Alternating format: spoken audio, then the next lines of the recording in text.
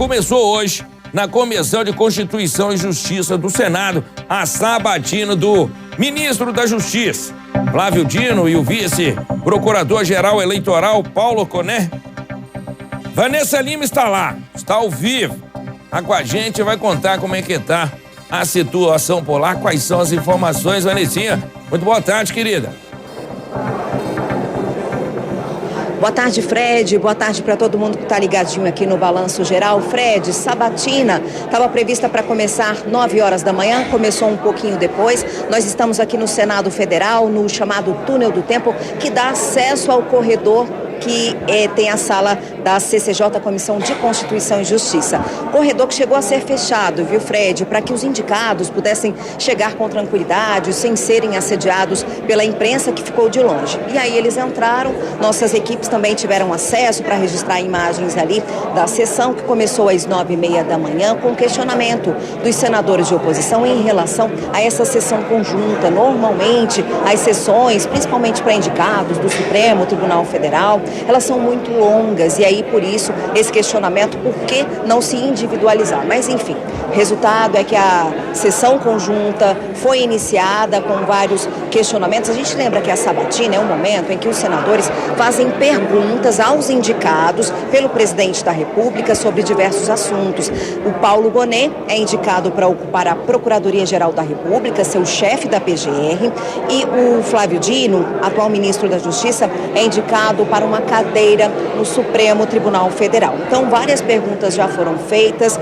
O Flávio Dino já começou ali com as palavras iniciais dizendo, lembrando que vários políticos já passaram pelo STF e que se sentia confortável. Ele que já foi governador do Maranhão, também já foi senador da República, é professor universitário, e aí ele disse que se sente confortável. Foi questionado também em relação ao dia 8 de janeiro.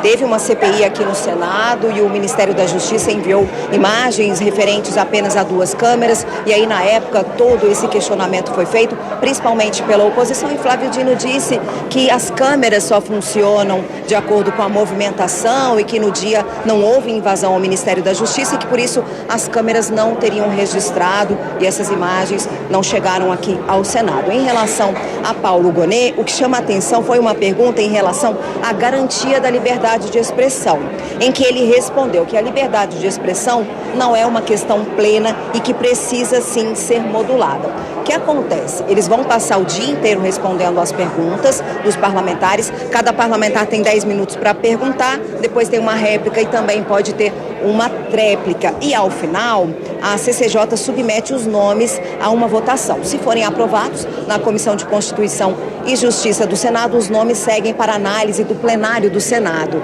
O presidente da Casa, Rodrigo Pacheco, já tinha adiantado que essa votação no plenário poderia acontecer no mesmo dia da sabatina, mas ontem mesmo ele falou que ia depender do desenrolar de todo esse dia.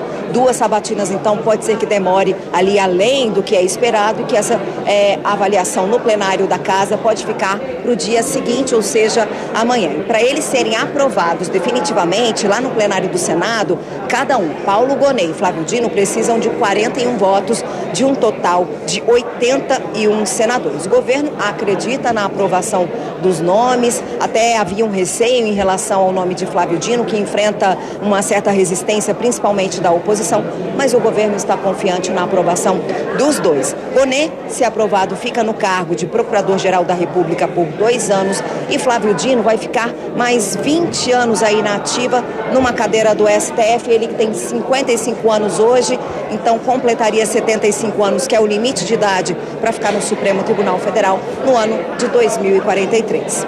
Fred, é com você. Tá aí. Hoje vai ser um dia, assim, acelerado.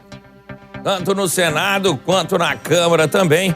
E nós vamos fazer o seguinte, vamos avisar para você de casa que no r7.com você pode aí acompanhar tudo ao vivo. Tem muita coisa aí em jogo essa semana e a próxima, né?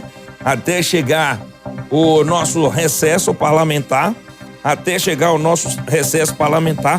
Tanto é que nesse exato momento aí, o Lira e o Pacheco se reúnem para discutir, inclusive, reforma tributária, né? IMT das subvenções também para serem votadas essa semana ou a outra, né? Tem muita coisa para acontecer